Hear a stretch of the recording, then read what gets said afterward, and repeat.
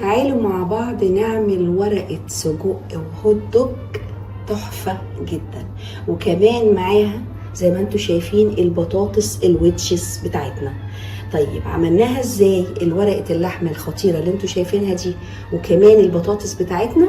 كل ده هنعرفه، وهنعرف حطينا فيهم ايه عشان يطلعوا باللي انتوا شايفينه الجمال والتحفة الفنية اللي انتوا شايفينها دي. كل ده ان شاء الله بس من داخل الفيديو. تعالوا يلا معانا عشان نقول لكم على المقادير اللي معانا. ازيكم حبايبي، عاملين ايه؟ يا رب تكونوا بخير ان شاء الله. النهارده هنعمل فيديو مختلف، وهي ورقه السجق والهوت دوج بالخضروات. طبعا وصفه جميله جدا زي ما انتم شايفينها كده، كل المكونات قدام عينيكم اهو. هنخش طبعا الفيديو ان شاء الله ونقول لكم على كل المكونات اللي معانا من داخل الفيديو. استنوني. قبل ما نبدا ان شاء الله نسمي بسم الله كده، بسم الله الرحمن الرحيم، ونذكر الرسول عليه افضل الصلاه والسلام. عليك يا رسول الله. معانا ايه في الفيديو ان شاء الله؟ المكونات بتاعتنا معانا سجق، والسجق ده بلدي. معانا كمان هوت دوج زي ما انتم شايفين كده. معايا حبيتين كده طماطم متقطعين، وعايزه في الوصفه دي كل حاجه متقطعه زي الحاجات اللي انتم شايفينها كده بنفس الطول. معانا بصله وجوليان زي ما انتم شايفينها كده. معانا هنا بطاطا برضو شرايح. معانا فلفل شرايح بكل انواعه والمختلف زي ما انتم شايفين، احمر اخضر زي ما انتم شايفين. حابين معايا فلفل كده اللي هو بيحرق براحتكم خالص. معانا مكعب مرق. معانا كمان الزعتر عندنا، وروزماري زي ما انتم شايفين. معلقه عسل، والبهارات عندي زي ما انتم شايفين، قرفه، ملح، كمون، فلفل اسمر، بابريكا، ولازم تكون البابريكا مدخنه لانها ورقه لحمه بتبقى حلوه. معانا كمان ثوم بودره، بصل بودره، براحتكم خالص. الموجود عندكم استعملوه في الوصفه، مش عندكم عادي يبقى كفايه ملح وكمان فلفل، وحلو قوي كده زي الفل رضا. طب هنعمل ايه؟ هناخد عندنا زي ما انتم شايفين السجق بتاعنا ونروح على النار. رحنا عند النار، هننزل السجق بتاعنا كده اهو. الطشه دي اللي انتوا سامعينها انا عايزاها هياخد تقريبا تشويحه، وهنشيله ونرجع ننزل فيه الهوت دوج. همشي معاكم واحده واحده وبالتدريج، بس خليكم معانا. طبعا انا عملت فيديو قبل كده وهو طاجن السجق بالبلدي برضه، عاملاه برضه بالخضره والطاجن في الفرن. هنزله لكم على الفيديو ده ان شاء الله. راجل اللي حابب يعمل الوصفه الورقه دي يعملها ان شاء الله، ورقه الهوت دوج السجق ان شاء الله براحتكم خالص. حابين دون يعني غيروا من ده عليه ده، يعني ان شاء الله هنزل لكم رابط على الفيديو باذن الله. هناخد تقريبا من دي كده. حطيت فلفل بس عشان حطيتي اشوي كده اشوح. انا عايزه اشوح يعني طبعا احنا كده هنحطها نسويها ورق بالشكل كده، ونحط ملحها زي حطيت ايه في الطاسه بتاعتنا زي ما انتم شايفين. حطيت الزيت ومعلقه ليا عشان تديني طعم حلو. ليه مش كتير؟ عشان كده اللي طبعا السجق والهوت السجق بالزيت في ايه؟ زيت في الفرن يعني والدهن بتاعه كده، فاحنا مش محتاجين. حطيت فلفل بس برضه، حطيت عليها رشه فلفل. كل تشويحه كده على طول في السريع، عشان لما انا اقول هنسويها كل سواها في الورقه عندي اللي في الفرن بالشكل ده. هنحط ايه تاني بقى؟ هنحط البصله بتاعتي برضه جوليان، كله طويل، والطويل كله طويل، 200 طويل، كله طويل شرايح يعني اهو. وبعدين هنبتدي بقى نحط معانا الخضروات. الخضروات عباره عن ايه؟ هنحط الاول بالتدريج الحاجه اللي هي صعبه في السوا. هنحط بطاطا، وما تستغربوش بطاطا، بطاطا بتبقى حلوه جدا. نحط الجزر، ناخد تقريبا كده اهو، وبرده نحط حبه فلفل وحبه قرفه، لان القرفه حبيبه البطاطا بالشكل ده. نحط برده علينا شويه الفلفل عندنا كده، بس نعمل بقى حسابنا ان احنا كل شويه بنحط ايه؟ فلفل، يبقى كميات بسيطه. هنحط الجزر، نشوف اللي هو ايه اسرع في السوا.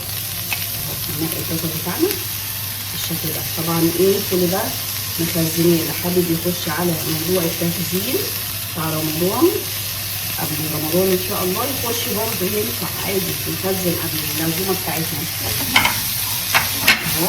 كده حطيت الجزر تشويحه كده، ابتدي احط عليه الفلفل اللي هو الملون، اخضر اصفر احمر براحتنا بقى، كل تشويحه في السريع اهو.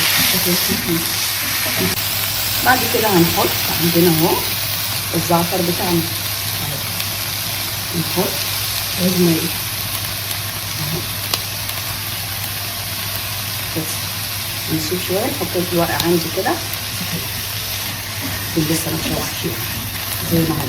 هنبتدي نحط ايه كمان عندي؟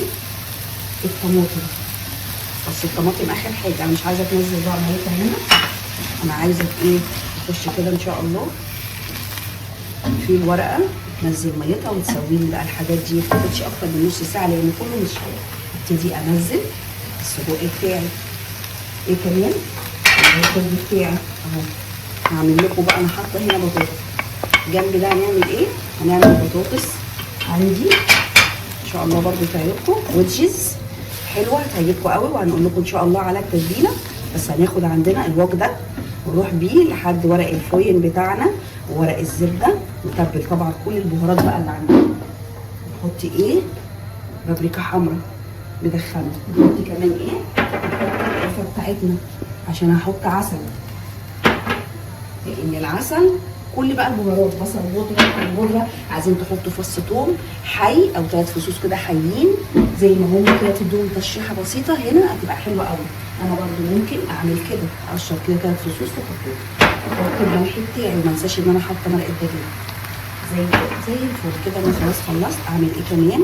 احط بقى عندي معلقه كده عسل اهي كده اهي، وهطفي. انا حطيت القرفه خلاص عشان تعادل الطعم. هقوم مطفيه حطينا ورق فويل عاكس ومعكوس، واحده يمين وواحده شمال كده، يعني واحده كده وواحده كده. وبعد كده حطينا برده واحده زبده زي ما انتم شايفين. نبتدي ننزل كل الحاجات دي اهي. بصوا المنظر جميل تحفه. لا وكمان يا جماعه الطعم كله اهو. نفرد كده اهي بالشكل ده. نحط ايه بقى؟ قلت لكم عليه 3 فصوص ثوم، بما اني حاطه بودر، بصل بودر، ثوم بودر، اهو بودر. هحط 3 فصوص ثوم يديني ريحه. شرحته كده شرح بسيط وقمت ايه حطهم 3 زي ما هم. هبتدي اعمل ايه؟ هبدا الورقه عندي عشان طبعا عملنا اكله حلوه لازم نعملها برضو بقليل عشان ما نبقاش كلفنا نفسنا في الاخر عملنا حاجه مش صحيه اهو. شايفين؟ امنا خالص. هنجيب دي اهو كده، وبعدين نجيب دي كده، نقوم جايبين بقى ايه امنين كده وكده اهو. شايفين؟ ودي نفس الحكايه، ونأمن قوي قوي قوي يعني قوي اهو. بصوا محكومه. وبعدين نجيب دي تاني كده، نحطها بقى في صينيه، ربع كوبايه ميه او نص كوبايه ميه في صينيه مغليه، وبعدين ندخل على الفرن وناكل بألف هنا وشفا. حاجه كده بقى تعملوا بانيه، حبه رز اصفر، طبق سلطه، بطاطس اللي انا هوريها لكم ويدجز كده جميله ندخلها، وهنوريكم ازاي طريقه البطاطس باذن الله. حطيناها في صينيه زي ما انتم شايفين، ميه سخنه طبعا، نص كوبايه ميه سخنه اهو بالشكل ده. وبعدين نكمرها بقى بورقه الفويل، وبعد كده على البوتاجاز نص ساعه. كل سنه وانتم طيبين، ما شاء الله سلمنا في البطاطس باذن الله. جبنا البطاطس بتاعتنا الويدجز زي ما انتم شايفينها كده متشرحه، بس اهم حاجه مغسوله جدا جدا بفرشه البطاطس بتاعتنا. نتاكد تمام قوي لان هنعملها بقشره. تقطعي التقطيعه دي طبعا هنوريكم اهي اهو. طبعا المقاس اللي انتم حابينه، انا جايبه مقاس صغير كده براحتكم خالص. انا هاخدها كده. طيب احنا لو مش هناخدها كده هناخدها ازاي؟ هناخدها كده لو هي كبيره بالشكل ده. انا هعملها بس عشان تحت صغيره اهو على كبير بالشكل ده. قطعناها خلاص اهو. طبعا هنعوز ايه بقى؟ هنعوز معلقه صلصه. طب ما عندناش صلصه اي حاجه، احنا عامه عندنا فلفل احمر، طبعا انتوا ما عندكوش يبقى معلقه صلصه. معلقه صلصه مش كبيره قوي يعني ممسوحه، معلقه صلصه مفروض. هنحط ايه؟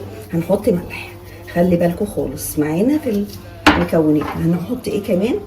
هنحط هنا توم بودره، كمان بصل بودره بالشكل ده، كمان فلفل اسمر، بعدين كمون اهو. وبعدين انا حطيت طبعا في الاول بابريكا ولا ما حطيتش؟ ما حطيتش تقريبا. ثواني اهو بابريكا، كتر شويه من البابريكا اهو. وكل مدخنه بتبقى حلوه جدا. هنحط معانا زعتر اهو، نقطعه كده عشان يديني طعم حلو، بيبقى حلو قوي قوي قوي بالزعتر. حط روزماري اهو، بما ان الوصفه عندي فيها روزماري يبقى كمان نحط عندنا على البطاطس وجبه حلوه بقى كده مع شويه رز. نقطع كده اهو اهو عشان لما نرش ونشيل العيدان دي خالص ونقطع كده بالشكل ده. هنحط ايه تاني اخر حاجه؟ هنحط معلقه العسل بتاعتي، ما تستغربوش. طب عشان نعدل الطعم معلقه عسل ممسوحه. قرفه حبيبتنا، مش عايزين قرفه براحتكم، بس هي بتخلي الوصفه في حته تانيه. هقلب كل ده وان شاء الله نوريكم هنعمل ايه.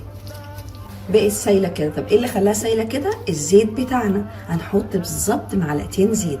حابين بقى عندكم كميه يبقى 3 معالق زيت. انا طبعا عشان الوصفه عندي حبه صغيرين زي ما انتم شايفين كده، لان انا عامله مجهزه برده اهو. هنجيبه عندنا، قلبنا خالص الملح وقلبنا كل حاجه، ونبتدي نحط كده ونقلب بقى. احلى بطاطس هعملها طبعا في الاير فراير، انتوا براحتكم. انا عامله في الفرن نسخه، ودي هعملها في الاير فراير، فانتوا اللي عندكم نستعمله في الفرن. بتتحط تحت في القعر خالص الفرن من تحت، الصاج اللي تحت، وبعدين لما نلاقي القعر ده احمر هنطلعها بقى فوق شويه، مش تحت الشوايه، لا فوق على الشبكه، وبعدين نسيبها. بتاخد ساعه الا ربع. عندي خدتها كده ان شاء الله، خدت معايا ساعه الا ربع. وتاكلوا بقى بالف هنا وشفا. هنفرد ورق زبده في صينيه كبيره كده، وبعدين نرصها كل واحده بعيد عن اختها. ليه؟ عشان تديني التحميصه الحلوه والطعم الخطير ان شاء الله باذن الله تعجبكم. جبنا الحله بتاعتنا اهو، بتاعت الاير فراير زي ما انتم شايفينها كده. هنبتدي نرص بقى فيها البطاطس عندي بقى كل واحده بعيده عن اختها اهو، عشان كده تبقى جميله. انا هبتدي بقى ارصها وادخلها وان شاء الله تشوفوها في التصوير. وبكده يكون الفيديو بتاعنا اهو في الاخر زي ما انتم شايفين. هنفتحه ونشوف. الله الله الله، شايفين الدخان اللي طالع وشايفين الحلاوه دي والجمال والطعام. اللهم بارك. الف هنا وشفا. ادي الروزماري بتاعي والزعتر. بصوا الجمال، بصوا السجق بلدي وجميل. كل الوصفه خدوها زي ما انا عملتها تركه هتطلع بالحلاوه اللي انتوا شايفينها. شايفين البطاطس ولونها وسواها الجميل اهو. بصوا مستويه من جوه وجميله وتحفه. كل حاجه فيها بتتكلم عن نفسها. كده يبقى الفيديو بتاعنا خلص. يلا لايكاتكم الجميله وتعليقاتكم، وكل سنه وانتم طيبين، وان شاء الله دمتم في رعايه الله، واشوفكم في فيديو تاني ان شاء الله باذن الله.